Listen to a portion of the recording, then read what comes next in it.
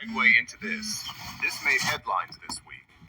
Eric Bischoff's comments on Ariel Helwani's show, where he said that there is no hope for AEW. When he was asked about the company and if he watches the product, this is what Bischoff had to say. They're horrible. I've given up. You know what? I used to get really frustrated with them because I actually hate seeing people screw up good opportunities. I know what that feels like, and I don't want that to happen again. I know how hard good opportunities are to come by, so when you see somebody shooting themselves in the foot day after day, week after week, in every possible way, it's frustrating for me, and I would vent that frustration. Now, it's just like, yeah, whatever. It is what it is. There's no hope for them. Nothing is going to turn their company around. There's no light bulb that's going to go off in anybody's head and realize, oh, this is actually getting people to watch TV. They have no idea about what they're doing, and they're too stubborn to learn. Now, Eric has also talked about how nobody there knows how to tell a good story. He says this when he was praising their hiring of Jennifer Pepperman from WWE earlier this year. So evidently they do have people who know how to tell stories. He just doesn't think the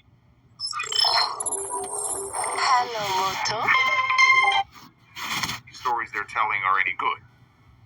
And that's a fair point. But to say things like they don't tell stories, they don't know how to tell stories, I always call that shit out, and I have to defend AEW on this because it is just demonstrably false. The issue with AEW is not that they don't know how to tell stories. It is that Tony Khan chooses not to tell enough of them. They can do it. It's just a lot of the ones they tell, it's very surface level stuff that just isn't very interesting. You look at what they're doing now with the Death Riders angle, right? It's not making a dent in their audience. Their numbers are continuing to decline, right? As they did with the Elite angle. I don't think it's that the Death Riders stuff is actively chasing people away. I think there was already a decline that it simply has not been able to reverse. You know, it's like the house was already being flooded, so you grab a bunch of sandbags and you build a barrier to try to stop the water from getting in, and the water just rises and goes over the sandbags. The house was already being flooded. What they're doing just isn't working.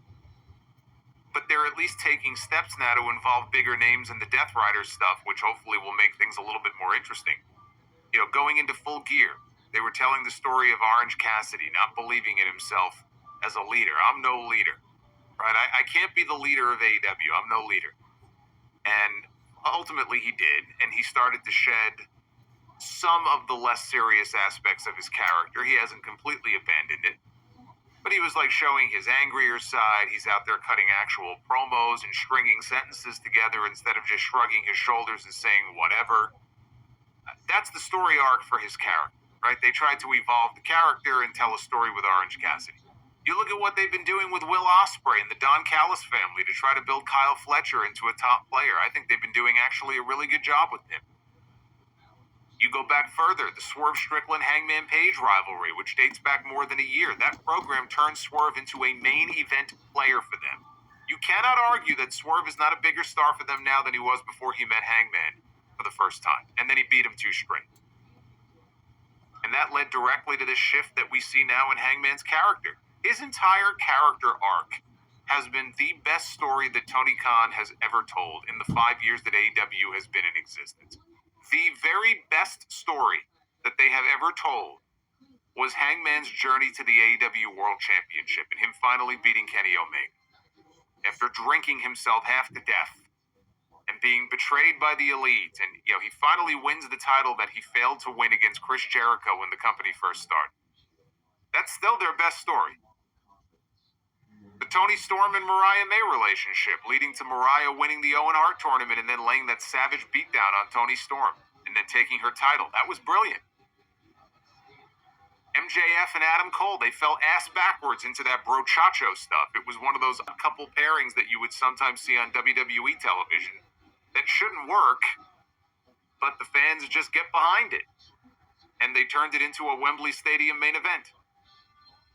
MJF and CM Punk, their rivalry, and MJF referring to how Punk let him down when he was still a kid. He was like a teenager, and showing old photos. Like, that was great stuff. They brought the best out of each other.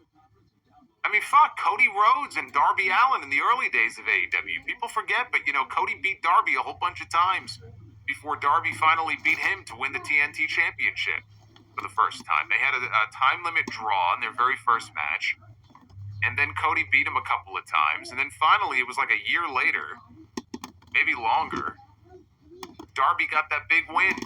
And as I recall, Darby was actually a draw there for a little while with that TNT title. Like, his segments were doing really well. Like, believe me, I want them to get back to that stuff as much as anybody. But the idea that they don't know how to tell a proper story, or they don't tell stories, it's just pure nonsense. And it's spoken only by people that haven't actually watched the product over the last 5 years. It's not that they can't, it's that they don't. There's a difference. Not as often as they should. And that's what's so frustrating. Bischoff is also not exactly an unbiased source on this. He's had a hate boner for AEW ever since Tony Khan made that comment about Ted Turner not knowing 1% of what he knows about pro wrestling. Or else WCW would still be on TNT and TBS. Of course, Ted Turner never ran WCW. He owned it. But he didn't actually run anything, so it's a stupid comment to even make. But Eric took that as a personal shot at Ted Turner, and ever since then, his entire tone changed whenever he's talked about AEW. I will say, though, that, Eric, hey, kudos to him. Eric has managed to take 83 weeks of success that he had in his life 30 years ago and parlay that into a new career for himself now. It's very impressive. But when he says there's no hope for AEW, he's not totally wrong. I mean, look, it's a little over the top to say that when the company just got a $600 million endorsement from Warner Brothers Discovery, that there's no hope. Okay, their future for now is secure. And that's a big feather in Tony's cap, but it does feel like nothing is hitting right now. They're trying things that aren't working, and the show is the vision of one man, right? That man is Tony Khan. He doesn't think there are any problems with the product. Just ask him, he'll tell you. He doesn't think there are any problems with the creative. Everything is great. And if he does feel that way, he clearly doesn't care because he's content to just put on banger matches every week. Eric doesn't like the product. A lot of other people no longer enjoy the product.